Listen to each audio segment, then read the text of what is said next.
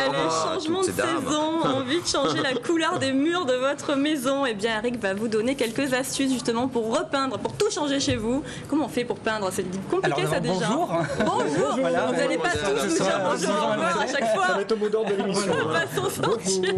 Alors, qu'est-ce qu'on fait? Déjà, il faut savoir un petit peu ce qu'est la tendance en ce moment, puisque la déco, c'est un peu comme la mode. C'est vrai que vous êtes un homme de tendance. Et je suis un homme de tendance. Quelle est la tendance? En ce moment, c'est vrai par rapport, les cahiers de tendance mettent en avant certaines couleurs qui vont être des couleurs qui vont donner un côté assez cocooning, le côté un peu scandinave.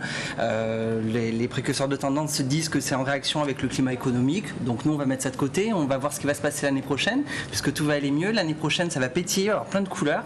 Donc il va falloir se lâcher chez soi, mais il va falloir le faire. Hein, des couleurs vives, du rose. Des couleurs vives, du rose, du rouge. Enfin vraiment le côté bonne humeur, une envie de gaieté et d'optimisme. Parce que souvent la déco, il fait son intérieur et le reflet un petit peu de ce que l'on a envie. C'est comment chez vous, Patrick? Moi j'aime tout blanc, alors ça veut dire quoi? Alors, ça veut dire blanc. que, ouais.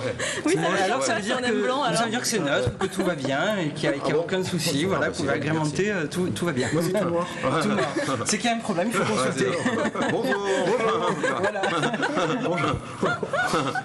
Alors, en fait, au départ, on va commencer par le choix de la peinture. Déjà, il faut distinguer 3 familles de peinture avec 3 catégories, avec 3 finitions distinctes. C'est mat, satiné et brillant. À l'intérieur, on a des mots un peu barbares qui définissent les différents types de peinture. La glycéro qui est véritablement la glycéro fatalique. Non, mais là, c'est on va rester sur glycéro. On est largué, cher Eric. Oui, mais oui, il faut montrer qu'on a des termes très techniques en fait. Donc la glycéro, en fait, si vous dites glycéro n'importe quel vendeur de peinture, c'est nickel. Lui comprend. C'est une famille qui se compose de peinture à l'huile en fait, qui a une certaine résistance à l'humidité et à des environnements un petit peu hostiles. Les peintures acryliques, c'est celles que l'on voit le plus en ce moment puisqu'elles ont la possibilité d'être nettoyées à l'eau. Donc quand on est en bord de mer, on prend de la glycéro, c'est ça l'idée. C'est le mieux parce que c'est vrai qu'on a un côté très abrasif en fait par rapport au sel marin, par rapport à l'air, donc il vaut mieux. Après le côté pratique, c'est l'acrylique et l'avantage c'est qu'il n'y a pas de dissolvant, donc elle n'est pas nocive, il n'y a pas d'odeur agressive. Et ensuite on a les peintures spécifiques, c'est des peintures qui vont être utilisées pour le bois, pour le métal, donc trois grandes familles. Une fois que ça c'est défini, quelle couleur on va prendre? Alors vous avez la possibilité lorsque vous allez dans n'importe quel magasin de peinture, voilà, et là tu parce que les couleurs que tu n'avais pas pensé, et du coup ils t'embrouillent encore plus. Parce que tu te dis, elle existe celle-là, alors du coup tu croyais que c'était tranquille. Et les associations de couleurs, quand on veut mettre 2 couleurs sur son mur. Exactement. Alors c'est vrai que ça permet du coup de savoir quelle couleur choisir. Il ne faut pas hésiter malgré tout avant de faire un choix à dialoguer avec la personne. C'est votre projet, mais la personne qui est là n'a pas d'affect. Donc à partir du moment où elle n'a pas d'affect, c'est pas chez elle, donc elle va vous dire en gros telle couleur et telle couleur, ça se marie pas super bien. Le magasin est ferme.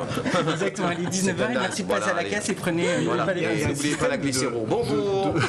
Bonjour. Salut. Un système de mélangeur de couleurs, c'est ça? Oui, tout à fait. Et c'est des murs qui changent de couleur tout seul, par exemple. Ça existe. La lumière, ça va être voilà, c'est ça. Ça doit être bon. Voilà. Bon ben je vais vous laisser. Alors l'éventail de couleurs. Qu'en fait-on? Là il y a aussi 3 catégories de couleurs, les couleurs froides, les couleurs chaudes et les couleurs neutres. Donc par rapport au projet que vous allez avoir, les couleurs galliennes. Le blanc, si vous êtes dans une chambre, il va falloir des couleurs qui sont un petit peu plus neutres. Si c'est un salon, des couleurs un peu plus vives. Oui, parce que alors il paraît que dans les chambres justement, selon la couleur, on dort plus ou moins bien aussi. Totalement, il vaut mieux éviter le rouge par exemple, parce que c'est vrai que c'est assez agressif et ça fait partie des couleurs neutres. Quand on a les yeux fermés, on se dit que c'est rouge, c'est juste avant de s'endormir, vous voyez, on voit la couleur et tout rouge, ça perturbe, on dort moins bien. J'ai toujours entendu dire qu'on fait plus l'amour dans une chambre rouge. Ah non mais là vous dérapez, cher ami. Justement, quand on fait l'amour, on ne dort pas. C'est ça. C'est ça le bordel. Mais si on dort en peint après. En bleu. Donc du coup, voilà les couleurs froides, chaudes ou neutres, donc ça va correspondre finalement à votre projet. J'ai 2 petites astuces à vous donner. Donc déjà, sans faire publicité, mais Leroy Merlin est vraiment bien positionné par rapport à ça. Oui, il y en a un deuxième qui arrive. Il y en a un deuxième qui arrive, donc ça va compenser. Ça va compenser. Donc ne pas hésiter à y aller. Ils ont dénuancé la possibilité de mélanger les couleurs. Et un autre endroit où il faut aller, c'est Zoplan, qui est vraiment pas mal aussi. D'ailleurs, ils ont un site qui est très bien fait où il y a la possibilité. Il y a la possibilité, je n'ai aucune action chez eux, je n'ai aucun pot gratuit. Donc il y a la possibilité de pouvoir en ligne en fait élaborer un projet. Donc avec la mer, les nerfs, tu reviens recevoir une planche demain, t'inquiète pas, un bout de bois. C'est ça. C'est malheureux, c'est pas le refait sa maison et tout. Il refait sa maison, il a plein de plantes demain. Et toi, tu vas recevoir un alors si vous voulez savoir comment peindre, parce que j'ai une mais non, comme vous savez n'hésitez pas demain à aller sur le blog, vous saurez ce qu'il faut faire en fait, préparer votre mur, comment le faire. La case détente. Voilà, sur la rubrique blog. Comme ça vous aurez la fin de la chronique parce que malheureusement on n'a plus le temps, donc tant pis, pour apprendre à peindre, ça sera sur le blog. On ira tout chez Patrick pour peindre les murs. Bien la marre du blanc. Allez, tout de suite la rubrique quartier.